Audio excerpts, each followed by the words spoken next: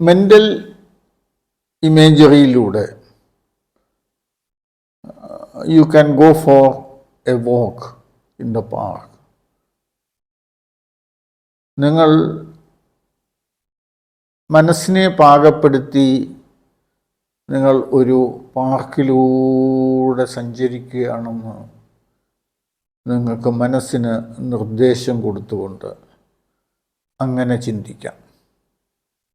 അല്ലെങ്കിൽ നിങ്ങൾക്ക് ഏറ്റവും ഇഷ്ടപ്പെട്ട ഒരു വ്യക്തിയുമായി, നിങ്ങൾ സ്നേഹിക്കുന്ന ഒരു വ്യക്തിയുമായി നിങ്ങൾ തോളോട് തോളുരുമി തോളത്ത് കൈയിട്ട് ആ പാർക്കിലൂടെ സഞ്ചരിക്കുകയും ആ പ്രകൃതിയെ മനസ്സ് തുറന്ന് നിങ്ങൾ ആരാധിക്കുകയും ചെയ്യുന്നതിലൂടെ നിങ്ങൾക്ക് ഒരുപാട് സ്ട്രെസ് കുറയ്ക്കാൻ സാധിക്കുമെന്നുള്ളതിൽ യാതൊരു സംശയവുമില്ല.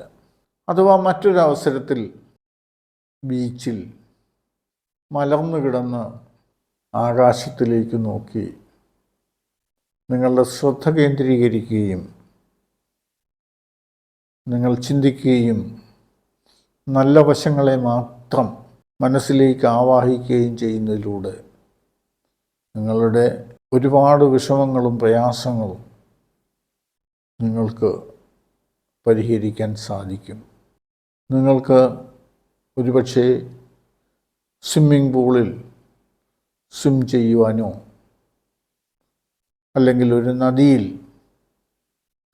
കുളിക്കുവാനോ ഒക്കെ പോകുന്നതിലൂടെ നിങ്ങൾ യഥാർത്ഥത്തിൽ പോയില്ലെങ്കിൽ പോലും വിഷ്വൽ ഇമേജറിയിലൂടെ ബീച്ചിൽ കിടക്കുന്നതായും നിങ്ങളുടെ ഏറ്റവും ഇഷ്ടപ്പെട്ട വ്യക്തിയോടൊപ്പം പ്രകൃതി ആസ്വദിക്കുന്നതിന് വേണ്ടി പോയതായുമൊക്കെ നിങ്ങൾ സാങ്കല്പികമായി ചിന്തിക്കുകയാണെങ്കിൽ അതും നിങ്ങളുടെ സ്ട്രെസ്സിനെ പരിഹരിക്കുവാൻ കാരണമാകുമെന്നുള്ളതിൽ സംശയമില്ല. മെൻ്റൽ ഡയമെൻഷനിൽ മറ്റൊരു പ്രധാനപ്പെട്ട വിഷയം സെൽഫ് ടോക്കാണ്. അതായത് നാം നമ്മളോട് തന്നെ സംസാരിക്കുക. ഉദാഹരണമായി ഇൻ്റർവ്യൂവിന് പോകുന്ന ഒരു വ്യക്തി സ്വയം മനസ്സിൽ സംസാരിക്കുക. മറ്റാരോടുമല്ലാതെ നമ്മളോട് തന്നെ നമ്മൾ സംസാരിക്കുക. ഞാൻ ഇൻ്റർവ്യൂവിന് പോവുകയാണ്. ഈ ഇൻ്റർവ്യൂവിൽ ഞാൻ തീർച്ചയായും വിജയിക്കും. ഐ ക്യാൻ ഡു, എനിക്ക് കഴിയും, എനിക്ക് നല്ല രീതിയിൽ പെർഫോം ചെയ്യാൻ കഴിയും. നല്ല മ്യൂസിക്കുകൾ നിങ്ങൾ ഓർക്കുക. ഇതുമായി ബന്ധപ്പെട്ട് എനിക്ക് ഒരു ഇൻ്റർവ്യൂവിൽ സക്സസ്ഫുൾ ആകുന്നതിന് വേണ്ട ശക്തിയും ത്രാണിയും ഒക്കെ എനിക്കുണ്ട് എന്ന് ആത്മവിശ്വാസം നേടിയെടുക്കാൻ നിങ്ങൾക്ക് ഈ സെൽഫ് ടോക്കിലൂടെ, സ്വയം സംഭാഷണത്തിലൂടെ സാധിക്കും. മെൻ്റൽ ഡയമെൻഷനിൽ റീഫ്രെയിമിംഗ് ഒരു വളരെ പ്രധാനപ്പെട്ട ഘടകമാണ്. നമ്മൾ കാണുന്നതിൽ നിന്നും വ്യത്യസ്തമായി മറ്റൊരു പോസിറ്റീവായിട്ടുള്ള സാഹചര്യം നാം മനസ്സിൽ ക്രിയേറ്റ് ചെയ്യുക. ഉദാഹരണമായിട്ട് ഞാനൊരിക്കൽ കണ്ണൂരിലേക്ക് യാത്ര ചെയ്യുകയായിരുന്നു. യാത്ര ചെയ്യുന്ന സമയത്ത് അവിടെ ഓരോ 5 മിനിറ്റും കഴിയുമ്പോൾ റോഡ് ബ്ലോക്ക് ഉണ്ടായിക്കൊണ്ടേയിരുന്നു. അത് കഴിഞ്ഞ് പൊളിറ്റിക്കൽ പാർട്ടീസിൻ്റെ റാലീസ് അവിടെ കണ്ടിന്യൂസ് ആയിട്ട് ഓരോ മിനിറ്റോ അല്ലെങ്കിൽ 5 മിനിറ്റ് കഴിയുമ്പോഴോ വിവിധ പാർട്ടികളുടെ റാലിയും കാണാൻ സാധിക്കുകയുണ്ടായി. ഞങ്ങൾ എത്തേണ്ട സമയം കഴിഞ്ഞ് വളരെ ലേറ്റായിട്ടാണ് ഞങ്ങൾ അന്ന് താമസിക്കേണ്ട ഹോട്ടലിലെത്തിയത്. ഏകദേശം 10 മണി കഴിഞ്ഞിരുന്നു ഞങ്ങൾ ഹോട്ടലിലെത്തുമ്പോൾ. ഒരു നല്ല ഹോട്ടലായിരുന്നു. ആ ഹോട്ടലിലെത്തി വളരെ ക്ഷീണിതരായി ഞങ്ങൾ കിടന്നുറങ്ങി. പിറ്റേ ദിവസം രാവിലെ എഴുന്നേറ്റ് നോക്കിയപ്പോൾ ആ ഹോട്ടലിൻ്റെ ബാൽക്കണിയിൽ നിന്നും ഞങ്ങൾ കാണുന്നത് വളരെ വിശാലമായ ഒരു കടൽ, വളരെ പ്രശാന്തമായ ഒരു അന്തരീക്ഷം. തലേ ദിവസം ഞങ്ങൾക്കുണ്ടായ ആ അനുഭവം വളരെ അധികം സങ്കീർണതകൾ നമ്മളുടെ മനസ്സിലുണ്ടാക്കിയെങ്കിലും അവയെയൊക്കെ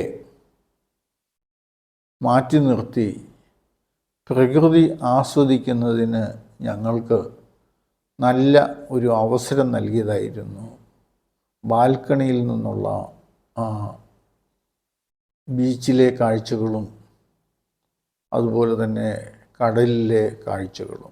ഇതുപോലെ നമ്മൾക്കുണ്ടാകുന്ന സംഘട്ടനങ്ങളെ നല്ല രീതിയിൽ, നല്ല വശങ്ങളിലേക്ക് നമ്മൾ റീഫ്രെയിം ചെയ്തു കഴിഞ്ഞാൽ നമുക്ക് നമ്മളുടെ മാനസിക സംഘർഷത്തെ നമുക്ക് ലഘൂകരിക്കാൻ സാധിക്കും.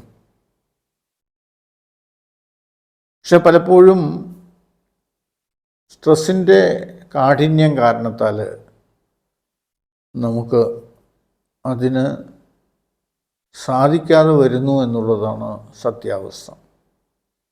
ഏതായാലും പ്രേക്ഷകർക്ക് റീഫ്രെയിമിങ്ങിലൂടെ നമുക്ക് സ്ട്രെസ്സിനെ ഇങ്ങനെ മാനേജ് ചെയ്യാം എന്ന ഒരു ഉൾക്കാഴ്ച തരിക എന്നുള്ളത് മാത്രമായിരുന്നു എൻ്റെ ലക്ഷ്യം. സ്ട്രെസ് പ്രധാനമായും ബാധിക്കുന്നത് മനുഷ്യ മനസ്സിനെയാണ്. പിന്നീട് അത് വിവിധ അവയവങ്ങളെ പ്രതികൂലമായി ബാധിക്കുന്നു എന്നും നാം മനസ്സിലാക്കി.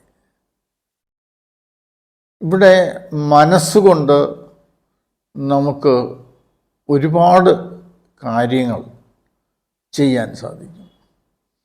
അതായത് സ്ട്രെസ് മാനേജ്മെൻറ്റിൽ നമ്മളുടെ ചിന്തകൾ, നമ്മളുടെ വികാരങ്ങൾ, നമ്മളുടെ ടൈം ഷെഡ്യൂൾ, നമ്മൾ ചെയ്തു തീർക്കേണ്ട വർക്കിൻ്റെ ഷെഡ്യൂളുകൾ, നമ്മൾ പ്രവർത്തിക്കുന്ന പാരിസ്ഥിതികമായ അവസ്ഥകൾ, നമ്മൾ എങ്ങനെയാണ് ഓരോ പ്രോബ്ലത്തെയും നമ്മൾ നേരിടുന്നത്, ഇവയെല്ലാം തന്നെ വളരെയധികം പ്രധാനപ്പെട്ട വിഷയങ്ങളാണ്. മനസ്സിനെ ആക്ടിവേറ്റ് ചെയ്തുകൊണ്ട് നമുക്ക് നമ്മുടെ ജീവിത ലക്ഷ്യം നേടാം എന്നുള്ളതാണ് മനഃശാസ്ത്രജ്ഞന്മാരുടെ ഇപ്പോഴത്തെ കണ്ടെത്തലുകൾ. മനസ്സെന്ന് നമ്മൾ പറയുമ്പോൾ എവിടെയാണ് മനസ്സ്? നമ്മളുടെ ചിന്തകളുടെ സ്ഥിരാകേന്ദ്രമാണ് മനസ്സ്. മനസ്സിന് ബുദ്ധിമുട്ടുകൾ നേരിടുമ്പോൾ നമുക്ക് മനസ്സിനെ പ്രത്യേകമായി കാണുവാനും അതിനു വേണ്ട സർജറി സഹിതം മറ്റ് ഉപാധികൾ കണ്ടെത്തുവാനോ നമുക്ക് സാധിക്കുന്നില്ല. ഇത് ചിന്തകളുടെ ഭാഗമാണ്. മനസ്സിനെ ആക്ടിവേറ്റ് ചെയ്തുകൊണ്ട് നമ്മളുടെ ചിന്താ